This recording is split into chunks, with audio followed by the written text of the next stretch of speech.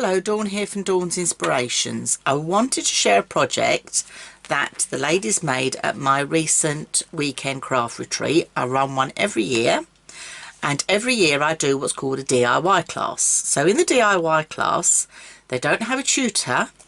I sort out the class with written instructions, and they need to work together as a team to complete the task. So the task this year was Challenge 8. So we started off with one of these simple 8x8 spring photo albums. You can pick them up from craft stores, you can pick them up on the internet. This was an 8x8 size. Something the ladies don't often work with in the size of the group I have, plus it's spiral bound. A lot of people think this isn't proper scrapbooking because it hasn't got page protectors, but it is, and it's so quick and easy to do, perfect for giving gifts. So we work with that. We also use Sarah's 8x8 nautical collection for this class. So they all had a set of papers. This comes with 16 designs, and they had one set of 16 designs and 5 sheets of cardstock. So that's what they work with. This is my finished album, but let me just show you how the instructions work. The ladies work in a group of 7-8 people, and they need to work together as a team because it's a DIY class. So they allot someone to read out the instructions and have to work together as a team to complete each of the pages, and they've got to wait until everybody's finished before going to the next page. So this is how this works. I've done page sketches for them, told them the papers they're going to need, and then quite easily from that they then create the challenge.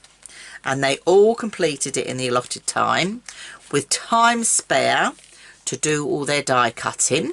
A lot of them chose not to. They chose to go and have a nice sit in the sun and a cup of tea, which I don't blame them, but the time was there for them to do it. So this is the pages in their raw state, and then I'm going to show you the album with what they look like once you've added all your embellishments. But each page is different, so they've just got different layouts. The nice thing about this challenge is you could use these sketches, scale it up to 8x8 to 12x12. So it's nice to do for 12x12 as well. It's a really quick class to do. I mean, you can do the pages alone in 2 hours, and that's working as a team. So at home you'll be able to do it in a lot quicker time. But let me show you my album. So this is my album. I've actually done the front cover of my album because if I turn it over you can see it's pink, because I wanted to show the ladies what it looked like. So all I've done with the cover of mine is I've used some acrylic paint, and I painted over the pink. Took probably 2 thin coats, and I let it dry in between, not big heavy coats. And what I did was I actually took it out of its spiral. So just take one of your covers out the spiral, and I painted that first. And then what I did was I tore one of the pages out, cut it to size, and restuck it on, because no matter how much you mask, you still seem to get paint everywhere. So it's just quick and easy to cover that up. So for the cover, all I've done is I've used some of the cardstock. This is cardstock here if I bring that up. So some of the cardstock, and I've used the embossing folder from the collection. This is some of the paper pad from the collection and the die cuts. So that's all I've used. This is an MDF word that comes from Daisy Jewel Crafts here in the UK. Check them out online because they do some lovely MDF. This is one of the charms from Sarah's collection as well, and some more cut aparts. Okay, so that's how I created my cover. But the ladies, they could create covers in whatever way they felt. But let me just walk you through my album. So I kept my page very simple. The page could be, we did nautical, you could use any paper collection you want, but the nice thing about it is I chose pictures, when I look back at all my seaside pictures, that really provoke memories to me. So I didn't necessarily do mine all of one trip.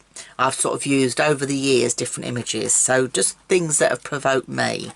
So some of the pages come like a double layout, which is lovely as well. So it just does something a little bit different, and you can see how just adding some of the cut aparts you don't need to add much more.